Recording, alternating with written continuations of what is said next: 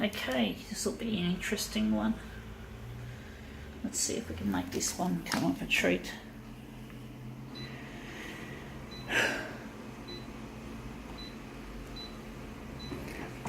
Gonna make it 141.4.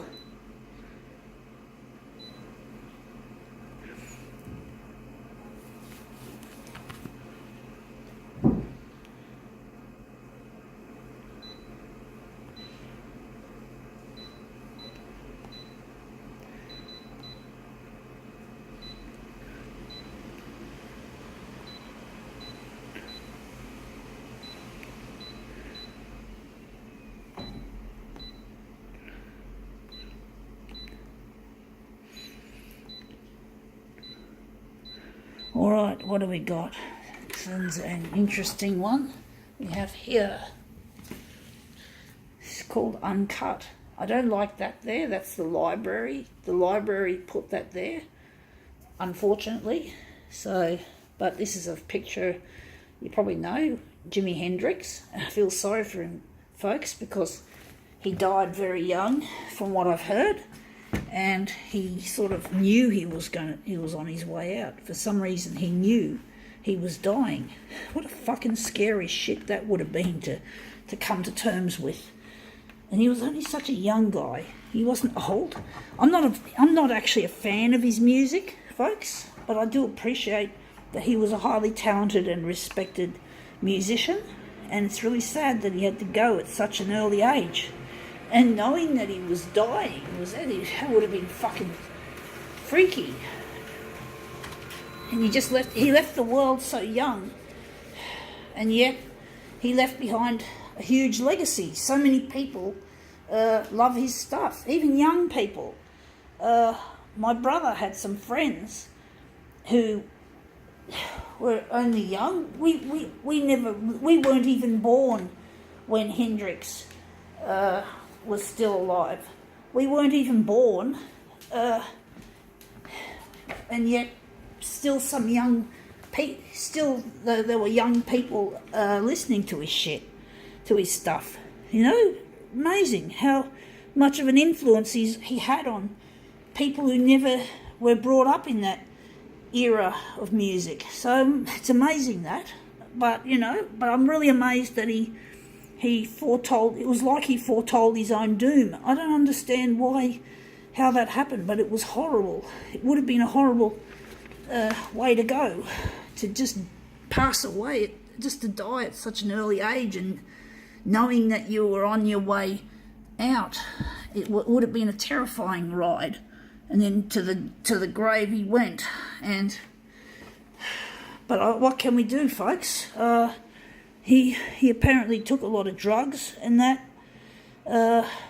but he left an amazing legacy anyway. He really left an amazing legacy of his music, and so many, as I said, my brother and his friends used to really love his stuff, even though they weren't even born in that era.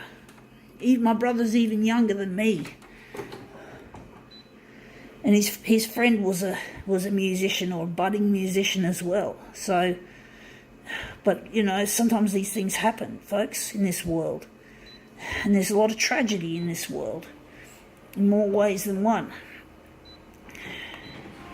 But death is one of the most scariest things that you have to deal with in this world. Even money can't buy you life. If you're terminal, if you've got a terminal disease, and the terminal disease, there's no cure for it. Now, we just cut off his head. We didn't really want to do that. But basically, I'm wondering which way I am with this picture. Sorry, folks, about that. Yeah, I think I cut too much of his head off. I think we've got to slide it in a bit further towards the B5 marker. Near the B5 marker we want to go, but not on it. We just want to go past it. So yeah, it's a bit of a wake-up call when you see people like Hendrix dying at such a young age, and knowing about your own fucking death is just a scary fucking thought. Very scary, folks. don't worry about me. I've dealt with my fear of death. It took a long time for me to come to terms with it. It took more than 21 years of my life to deal with my fear of death. So, but you got to make peace with it somehow. You know, you got to make peace and work out, you know, work yourselves out what your plan for life is. You don't want to end up like poor Jimmy, you know, caught out knowing that you're going to die and being afraid. I'm actually wondering, this doesn't look too good as a mirror image. Just wondering how I'm going to do this one. But yeah, he was a great musician in his time, but his time was cut awfully short. I'm actually thinking of redoing this. I might redo it, actually. I might just grab my Hendrix picture and see if I can make a better version of it. But yeah, it would have been a tragedy being so young and so having so much to offer the world. Now we're just going to go back to text photo printed. But yeah, it's a horrible thing to have your life cut short at such an early age. But what can you do, folks? It happens to just about everyone, death. And it is a scary thought. But people can come to terms with it and beat this fear. And when you beat this fear, you can live life to the full. You can live your life the way it should be lived, with plenty of creativity, with plenty of love. Now, this is a lot better than that. This is much better. So you can take risks, calculated risks, must I add, to help this world be a better place. And I wish that Hendrix could have made peace when he was still chugging on. But unfortunately, I don't know. I don't know what happened to Hendrix. I mean, whatever. It's really sad to think that such a young man with such musical potential could go so young and with that fear on his head. You know, that it wasn't something that he was unaware of. He was very distressed, I'm pretty sure, from what I've heard. But he wasn't ready to go. But he went, and that's it. He went, and that's the end of it. He's gone. So now let's see if we can make this into a really nice mirror image.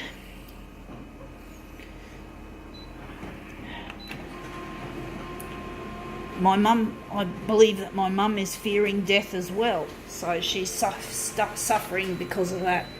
And I wish I could inspire her that she too could live a happy life.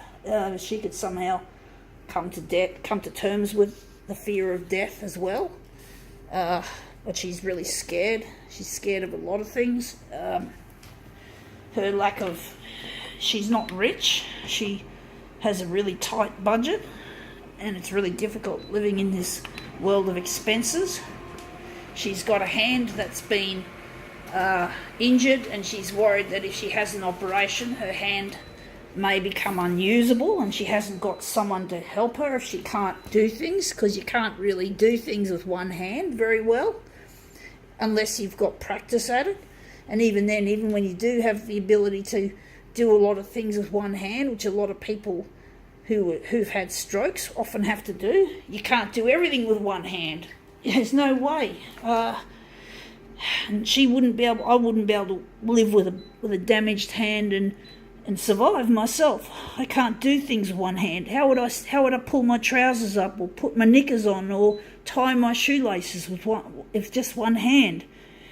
But these are the fears that my mum has to deal with, thinking she's gonna have to need help and not get it. It'd be nice if people could live in communal housing. You know, neighbours could live with neighbours like an extended family, so if someone gets sick or injured, they can have help from fellow members who are not sick and injured. You know, there's some ideas that you can kick around about how the world can be made a better cleaner and greener place.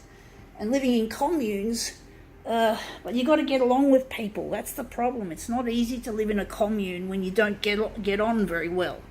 And it only takes one person that you don't get on with to really make a mess of things, to ruin your sort of sense of comfort.